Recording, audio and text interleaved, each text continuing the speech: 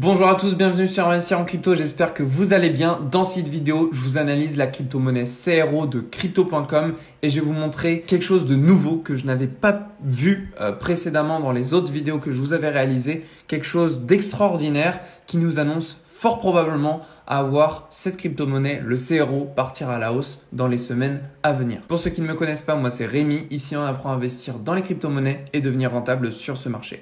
Donc vous voyez, je commence avec cette nouvelle et après je vais entamer sur les potentiels targets à aller chercher sur le court terme. La nouvelle que j'ai à vous montrer, c'est qu'ici, c'est tout simple, mais finalement, ça correspond à quelque chose d'extrêmement pertinent. C'est cette ligne en jaune que je vous ai tracée. Je me suis mis en logarithmique, chose que je n'avais pas fait depuis la création de cette chaîne YouTube. Et ben, vous voyez que depuis les anciens tops, août 2020, mars 2021, on utilisait cette trendline en tant que résistance et aujourd'hui, janvier 2022, février 2022, on l'utilise en tant que support. Et donc ça, c'est vraiment quelque chose de puissant. En plus de ça, on observe quelque chose en mode non logarithmique cette fois-ci, qu'on a un point bas plus haut que son précédent ici, ce qui nous montre clairement qu'on a une puissance acheteuse. Tant bien même qu'on ait une zone d'imbalance juste ici, plus des zones de liquidité ici au 0,32 $, tout nous indique que le prix pourrait partir à la hausse. Alors attention à la potentielle correction qu'on pourrait avoir sur le court terme, très important, puisque le Bitcoin, je vous rappelle que le 4 mars, il y a l'expiration des options Max Pain Price aux 40 000 $. Aujourd'hui, le Bitcoin est aux 44 000 $. Donc il y a tout pour que le Bitcoin retrace et que donc il impacte les altcoins. Donc ça, c'est sur le court terme. Mais sur le long terme, on reste sur quelque chose de plutôt bullish. Bah oui, puisque sur le Bitcoin en ce moment, on a énormément de personnes qui sont en position vendeuse. Ce qui fait que le prix va toujours dans la direction inverse de la majorité. Donc le CRO, lui, sera également impacté à la hausse. J'ai récemment vu en commentaire quelqu'un qui me demandait si recharger sur le CRO, c'était intéressant. Moi, je dis que aujourd'hui, si on doit recharger sur le CRO, les meilleurs targets, ce serait potentiellement les 0,32 $ ou 0,34 $, dans le sens où c'est là où on a les liquidités à aller chercher. Et comme on tend à aller chercher les liquidités, on risque fortement d'y aller. Même si on va y aller, je pense, j'y crois fortement, on ira fort probablement pas tout de suite. Peut-être qu'on pourrait faire une montée ici, je pense qu'en mai, juin 2022, pour ensuite redescendre, aller chercher les liquidités, pour ensuite repartir à la hausse. Mais bon, ce que je vous montre là, c'est aussi possible que ça n'arrive jamais. Donc si vous voulez être sûr de ne pas louper le train, vous pouvez prendre position à partir maintenant. Vous ne ferez pas d'erreur, puisque par rapport ici à notre retracement de Fibonacci, on voit bien qu'on est sur un retracement de 0,618. Donc clairement, on est sur un endroit où acheter du CRO n'est pas une erreur. Et en plus de ça, si on souhaite le garder sur du long terme, franchement, c'est super intéressant. Après, je vous l'accorde, il y a d'autres crypto-monnaies plus intéressantes selon moi. Mais bon, on n'est pas là pour concourir entre quelle est la meilleure crypto-monnaie. En plus de ça, je suis pas là pour vous faire une leçon de morale. Mais bon, l'argent, une fois que vous êtes libre financièrement de votre temps et de vos compétences, je vois pas à quoi ça sert. À moins que vous ayez des projets grandioses avec des accomplissements derrière.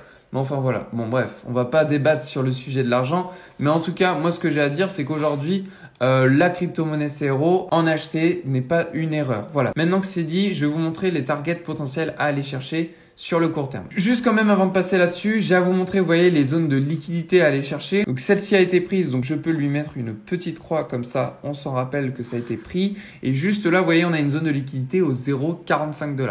Alors là où le prix pourrait potentiellement stagner, c'est le fait qu'ici, vous voyez, on a une grande zone de résistance. Donc cette zone de résistance, il va falloir que on la casse. Mais bon, avant de la casser, il y a fort à parier qu'on ait plusieurs rebonds sur celle-ci. Donc à partir de maintenant, si on doit monter plus haut, la zone des 0,45 $, ce sera selon moi la dernière target à aller chercher. Sur le court terme, je vous parle, on aurait une stagnation, puis ensuite une cassure de la résistance. Ce qui pourrait nous emmener à ce que le CRO nous réalise désormais une tendance haussière en daily. Puisque là, pour le moment, moi, je le vois toujours baissier, de par les points hauts de plus en plus bas et les points bas de plus en plus bas, sauf celui du 23 février. Désormais que je vous ai montré la résistance clé sur laquelle on aura de fortes probabilités à stagner sur le CRO. Vous voyez, les targets que je vous avais montrés à la baisse récemment sont des targets à toujours prendre en considération dans le sens où on pourrait vivre une correction sur la crypto-monnaie CRO. En revanche, aujourd'hui, on sait que le Bitcoin tendra à partir à la hausse dans les semaines à venir. Gardez en tête qu'une correction rapide avant le 4 mars pourrait avoir lieu. Donc, ces targets-là sont à prendre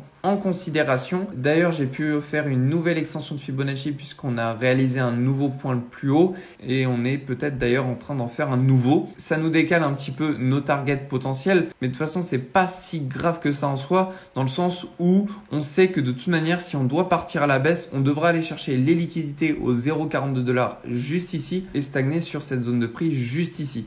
On pourrait également prendre les liquidités aux 0,41 $ juste là. Si j'ai à décaler mes targets que je vous ai montré hier, on pourrait mettre celle-ci juste là sur la zone de prix. Ensuite, on pourrait mettre celle-ci sur la zone des 1,618 qui prendrait en même temps la liquidité des 0,41 $, qui correspond en plus à notre zone de prix puisqu'on est toujours dedans. Et puis ensuite, on aurait ici notre zone des 2,618 au 0,4 $. On peut arrondir un petit peu plus haut. Voilà, c'est très bien comme ça. Et puis la dernière target, ce serait la zone des 0,39 $ pour aller prendre les liquidités qu'on a juste ici. Donc ça sont les 4 potentiels targets à aller chercher à la baisse. La seule target aujourd'hui, la seule et unique target à aller chercher aujourd'hui, ce serait la zone des 0,45 $. Zone des 0,45 $. Je dirais même 0,455 pour être très précis. Je vous rappelle, ça correspond ici à notre prise de liquidité qu'on a réalisée. Vous voyez, des personnes qui ont pris des positions short, mais également à la résistance qu'on a là.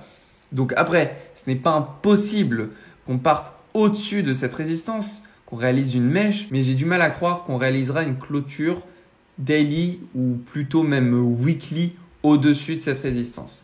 Donc pour moi, il y aurait une stagnation comme j'ai pu vous le dessiner ici avant de partir à la hausse.